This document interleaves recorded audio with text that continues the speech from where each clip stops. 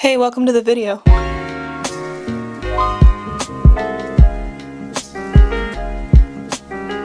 Disclaimer, I'm not debating theology or trying to get anyone to believe a certain way. This video is just a sarcastic commentary on Christian memes and how they lack creativity and their general suckiness, so calm down, put down the pitchfork, and enjoy. So I already have a lot of beef with general Christian media as far as like music and art goes because it's all the same. It's always repetitive and we like to steal things from the secular world and turn it Christian. And we have found another form of media to ruin.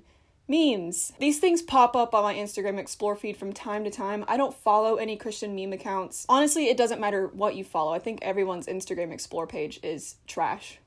Thanks, Instagram. Let's look at this account that pops up a lot for me. It's called Christian Memes, Bro. Should we even talk about the name or the picture of Arnold Schwarzenegger? So this account has a lot of crappy memes, but so many of them are about the song Reckless Love. And if you don't know the song, it's fine. Is it the greatest song of all time? No. Apparently Christians seem to think that it is, especially like worship leaders. They play it every Sunday. Every Sunday. No matter what church you go to, you're gonna hear Reckless Love, and I don't get it. Like, it's fine. It's good sometimes, but we like to take things that are like, okay, and then ruin them. Reckless love meme, reckless love meme, reckless love meme, reckless love meme. All of these are from the same page. I didn't have to scroll very far to find them. They were all like clustered together, just one after another, and it's we like to take things and just word them weird. I grew up in church. I grew up around this stuff, and even I recognize that like the way we say things is just weird, and it's no wonder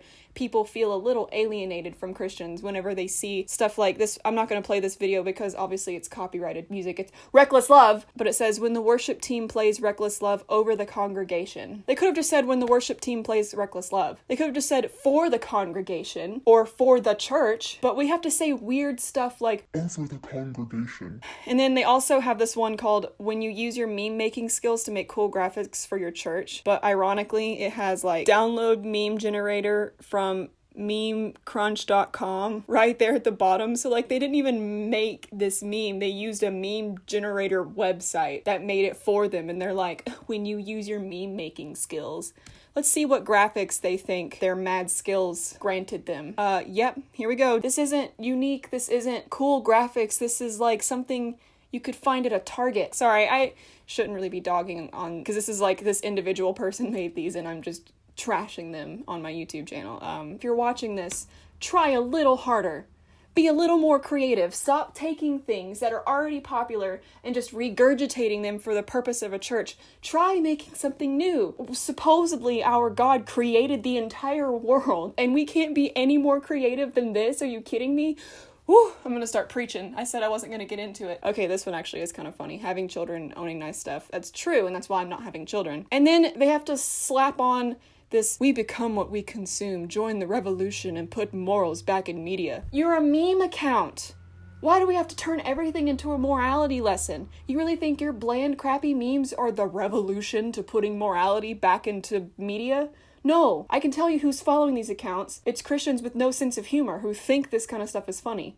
You're not starting a revolution, you're just feeding back into the belly of the beast. Oh, this is supposed to be funny and I'm just getting angry. Funny Christian pictures. Whoever this is really sat down and thought long and hard about the name of this account and then used a picture of Michael Scott because that's relatable. When your crush walks into church holding the hand of someone other than you. Okay, how is that a Christian picture? That's just a picture of, who is that, Drake? And obviously this kind of scenario only ever happens at church. Nowhere else will you ever see your crush walking around holding hands with someone else. Make fruit stripe gum last longer when you fight the good fight. Is there some kind of like gum controversy in church I don't know about? How is that a Christian meme? When I do life without listening to Jesus. Here's another one of those examples of like, why do we talk so weird? Who says stuff like that? Do life?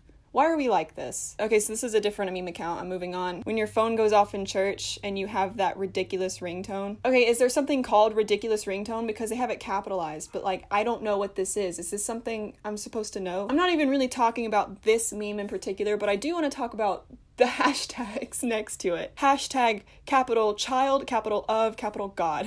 Hashtag ha ha. Hashtag duh. Hashtag capital truth. Hashtag makes me laugh. Hashtag ha ha ha. Hashtag Fortnite. When he says God's love isn't reckless. Enough! What if you get too excited again? It's okay, I'm singing hymns in my head. Ooh. I gotta move on. Dank Jesus memes. Like, even regular meme accounts that have the word dank in them are already just written off as like, oh, that's gonna be crap. And then we have to take it and be like, oh, the kids like the word dank.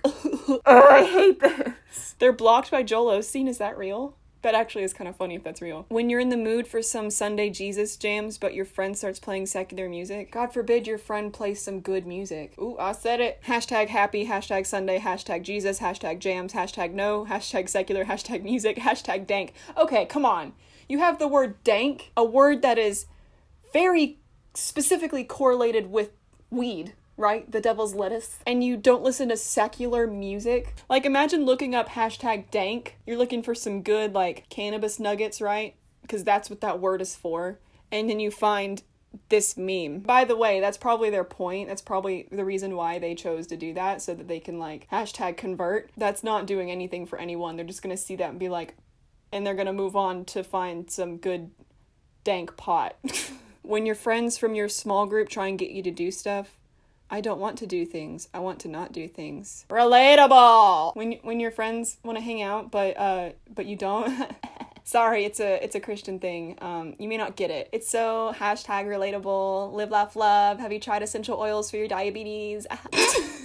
Okay, that one's actually funny. This is the only good meme. Okay, this is from an account called Christian Memes. I'm not really gonna dwell on the meme. When I die after spending my life trying to live like Jesus and trying to honor God, I regret nothing, the end. It's not the meme, it's the comments section. You can't just post a meme.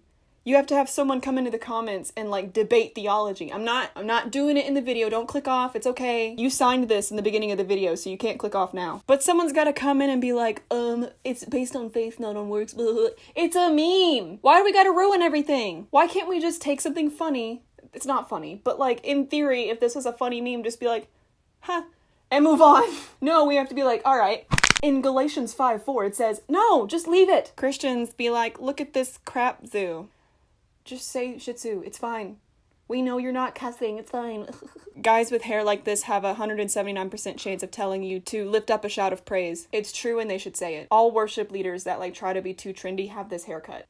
Why do they want to look like this? Hashtag gear talk. And then they straight up call out Bethel music, Hillsong worship. Hashtag BuzzFeed, are you kidding me? When your non-Christian friend passes you the aux. This is a video. I just took a screen cap of it because you don't need to see the video. Number one, they use copyrighted music, so I can't use it in my own video. Number two, he plugs in his phone being like, you guys are gonna love this, like, fire Christian music. You're gonna love it. These are some good jams.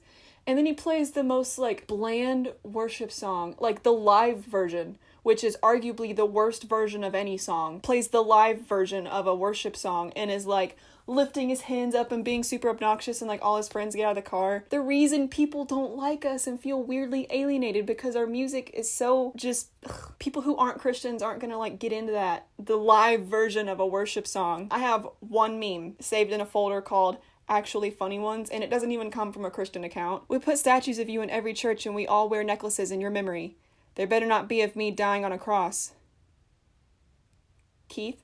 That is so good. Like, the heathens are better at making our memes for us than we are. Are you kidding me? Oh, there was another one. Let me see if I can find it. Here we go. I need feminism because when Jesus does a magic trick, it's a miracle, but when a woman does a magic trick, she gets burned at the stake. I mean, they did also kill Jesus. That was a pretty significant thing that happened. Like, I understand where you're coming from, but they did very mumuch kill Jesus.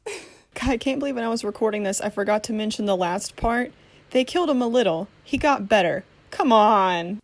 That is perfect. Is that a little blasphemous? Maybe, but it's funny. I keep saying we because I don't want to act like I'm above other Christians because I have some superior sense of humor. I do. My point is, like, if you are an owner of one of these meme accounts, obviously it's working for you, I guess, because you have a lot of followers, but can you just try, like, a little harder? Because if our memes were actually genuinely funny, people might want to follow these accounts even if they're not Christians. Then you get more popular, and then maybe, I don't know, people think that we're less psychotic or less boring, or we don't have a stick so far up our own butts that we can't say shih tzu, we have to say crap zoo. Or someone in the comments, I'm not going to pull it up, said, even crap is a bad word, we would say poop zoo. Just say shih tzu. It's just an example of like grievances that I have where we can't just come up with our own stuff. We have to take things from the culture around us, from secular culture, and then Christianify it, clean it up a little bit, and then regurgitate it as if it's our own, as if we made this brand new thing, and we didn't. It's like those t-shirts, I think they still make them, but they're not as popular in like youth groups anymore, but it was like a big deal back in like the early 2000s and like the 90s, where we would take like a logo, the Reese's logo, and make it say like Jesus. And we thought that was like the pinnacle of sharing the gospel. That seriously was a thing that was encouraged, because it was like, if you wear this shirt, it sets you apart from others, and people are going to wonder what's different about you, and they're going to ask you questions and want to come to church with you. Like, no, they're just going to be like, I thought that said Reese's, that says Jesus. Why does it say? Come up with something of your own. Stop just taking things that already exist and then just like warping them a little bit. The thing was fine by itself. The Reese's logo wasn't satanic.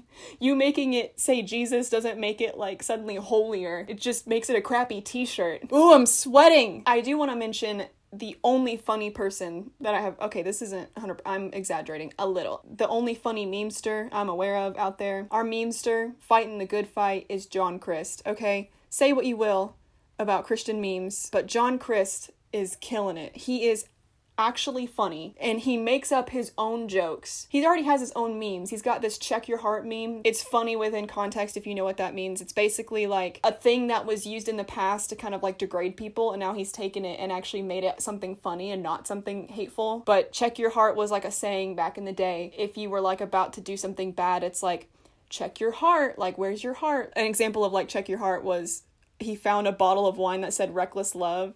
And so he told Corey Asbury, the guy who wrote Reckless Love, the worst song in Christian history. I'm kidding, mostly. Check your heart. And then Corey Asbury responded in the comments, and he was like, you're in the wine aisle, check your heart. Like, that's funny. That's funny. He would make fun of these accounts. Like, John Crist would probably like this video. John, if you see this video, what's up? I came to your tour when you came through Savannah. I was in tears. Brilliant. And I was the only person in the audience with pink hair.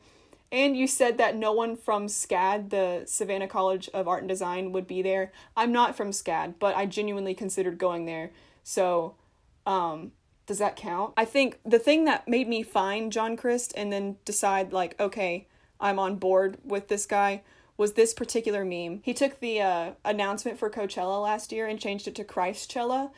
And it honestly had me rolling. It is the funniest thing. The best thing about it is that he recognizes the, like, fault in Christian culture. Like, for example, the first day is Hillsong. Hillsong United, Hillsong Worship, Hillsong Young and Free, Hillsong Teen Choir. And then I'm going to skip down. He goes, Hillsong Infants, Hillsong Newborns, Hillsong Embryos, ultrasounds from future children of current Hillsong members.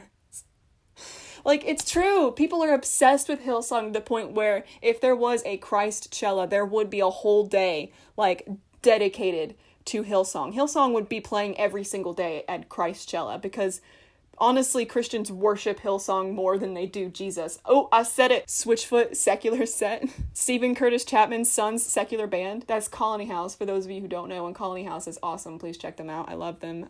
John Mark McMillan, parental advisory. If you don't know who John Mark McMillan is, there's no need for a parental advisory, but because people have a stick so far up their butt that the fact that John Mark McMillan has some songs that aren't blatantly Christian, then it's like parental advisory. He doesn't say Jesus every other line, so he's a sinner. Spontaneous, for sure planned songs by Matthew S. Jordan Flea's main stage, Jordan Flea's without a hat B stage. Youth camp recap video. Alright, don't come after me for that. I've made some of those, and they're fire. Justin Bieber, carried in by Carl Lentz and Judah Smith. Selena Gomez, apparently. True Love Waits, hosted by the Jonas Brothers, crossed out Tim Tebow. Minority pastor lecturing white people on diversity. Ooh, kill him. Hillsong featuring new song singing life song. God. Judah and the Lion, but wearing their shirts the whole time. He should also put a parental advisory after Jude and the Lion because they're great, but they do play booty work at the beginning of their set, and it's the funniest thing. Bethel Worship doing one song, 50-minute set. It's true! We take one song and we make it last an hour by repeating the bridge over and over again, and it's exhausting! Childcare provided by the Westboro Baptist. See, this is good. This is unique. This is something, a meme that didn't exist. Like, there weren't people taking Coachella, maybe there were, but I didn't see it, taking the Coachella thing and like remaking it. Like, he created this, added flavor by like a little bit of roasting, a little bit of, he took time to make this funny. Here comes my little boy. I don't really have anything else to add to this. Christians ruin everything, but they wouldn't if they tried a little harder to be creative. Remember to hit like and subscribe because earlier when you signed this disclaimer, you also agreed to the fine print. You must like and subscribe. Thank you for watching. Stay tuned for some more bratty content, and I will see you in the next one. Peace.